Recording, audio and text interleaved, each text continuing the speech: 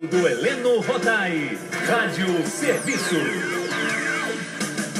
Nesse programa especial do domingo de Páscoa no Rádio Serviço Saúde, não há quem não resista, nesse período de Páscoa, a pelo menos um pedacinho de chocolate, inclusive os diabéticos. Por isso, é importante, bastante atenção na escolha do chocolate. Entre o chocolate light e o diet, qual é o melhor para quem sofre de diabetes? E agora, doutor, para responder essa e outras perguntas, eu vou conversar mais uma vez com o grande médico, chefe do Serviço de Clínica Médica do Hospital Federal dos Servidores do Estado, meu amigo doutor Silvio Provenzano. Doutor Silvio, bom dia, feliz domingo de Páscoa, amigão. Amigo Heleno, feliz Páscoa para você, extensiva a toda a família Tupi, que com certeza acordou cedo para aprender um pouquinho sobre chocolate. O dia é hoje, né? É verdade. Doutor Silvio, recentemente aqui no programa, num domingo também pela manhã, conversamos sobre os alimentos light e diet. Mas, como estamos no domingo de Páscoa, vamos começar então falando mais uma vez quais são as principais diferenças, especificamente, do chocolate light e o diet, doutor. Verdade, Heleno, me lembro bem. Inclusive, cheguei até a fazer um comparativo de que uma barra de 100 gramas de chocolate diet equivalia, em termos de calorias, a comer um pastel, desses que a gente come na feira, ainda mais aos domingos, com uma Coca-Cola normal, não diet, não light, e ainda por cima você teria na sobremesa direita comer uma barrinha de 25 gramas de chocolate normal. Ou seja, o chocolate diet, ao contrário do que muitos imaginam, ele é mais calórico do que o chocolate ao leite, que é um dos mais calóricos que tem. Ele é bem calórico, porque não tem açúcar, o que obviamente permite que ele seja consumido em quantidades bem moderadas pelos diabéticos. Ele não tem açúcar, diferentemente do light. Já que você pergunta qual dos dois é mais adequado para o diabético, o light não é indicado para pacientes diabéticos. Light significa que ele tem um valor calórico menor. Para aqueles indivíduos que estão fazendo dieta, Heleno, o chocolate light ele é tolerado dentro de um esquema de dieta. O diet ele é adequado para os diabéticos, porque ele não tem glicose, ele não vai interferir significativamente com o controle glicêmico do paciente, ou seja, com o nível de glicose no sangue, mas ele tem um valor calórico muito grande. Se você é diabético e está acima do peso e, portanto, faz parte do seu tratamento, com certeza seu médico já te avisou com relação a isso, precisa perder peso, mesmo o chocolate diet deve ser evitado.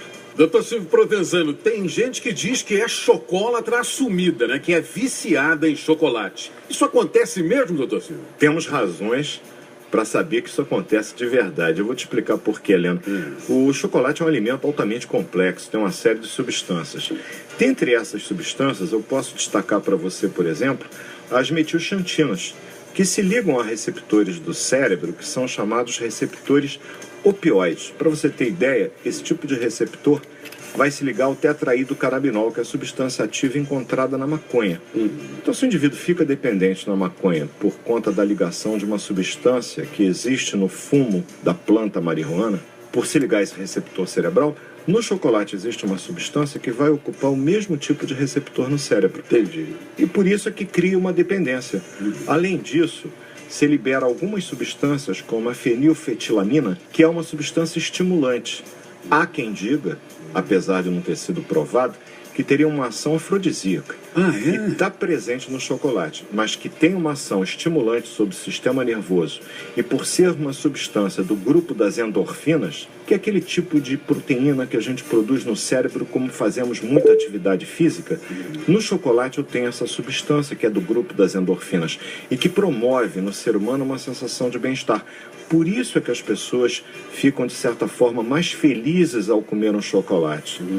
Heleno, estava fazendo, evidentemente, uma pesquisa para a gente poder abordar esse assunto tão complexo, pode não parecer, mas é, sobre o chocolate. A primeira referência que se tem ao uso do chocolate, mas de uma forma bastante diferente daquela que a gente conhece hoje, foi 900 anos antes de Cristo, 3.000 anos atrás.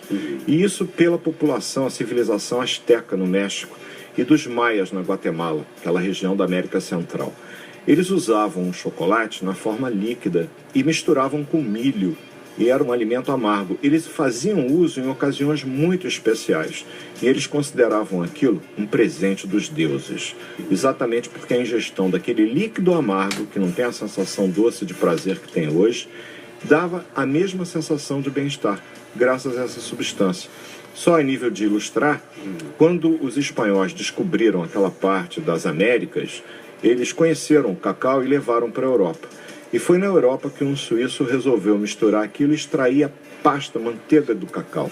Misturando com leite, ele, de certa forma, descobriu o chocolate na forma que nós conhecemos hoje em barra. Foi um suíço. Talvez daí a fama do chocolate suíço ser o melhor do mundo.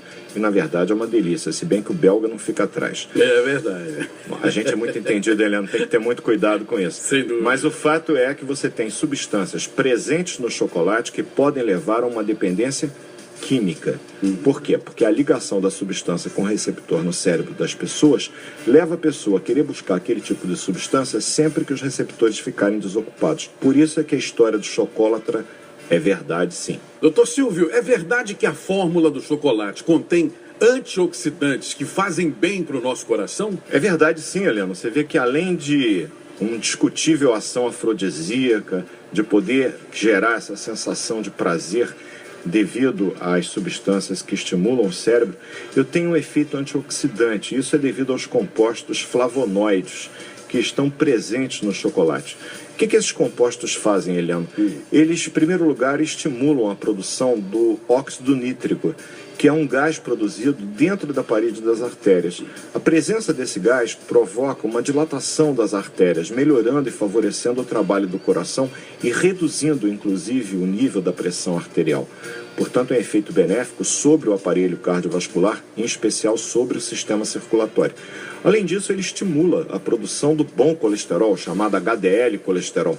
Portanto, o chocolate consumido, e eu ressalto isso, numa quantidade moderada e, de preferência, o meio amargo para aqueles que não são diabéticos, uma quantidade diária de até 25 gramas, Heleno, não se anima não, são 2 quadradinhos daquele de chocolate diários.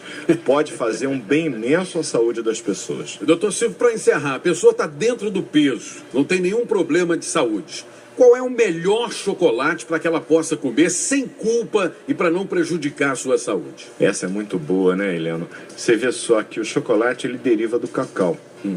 Na realidade, o cacaueiro, tem o seu nome originário na Grécia, com muitas coisas, aliás, em medicina e na parte de biologia.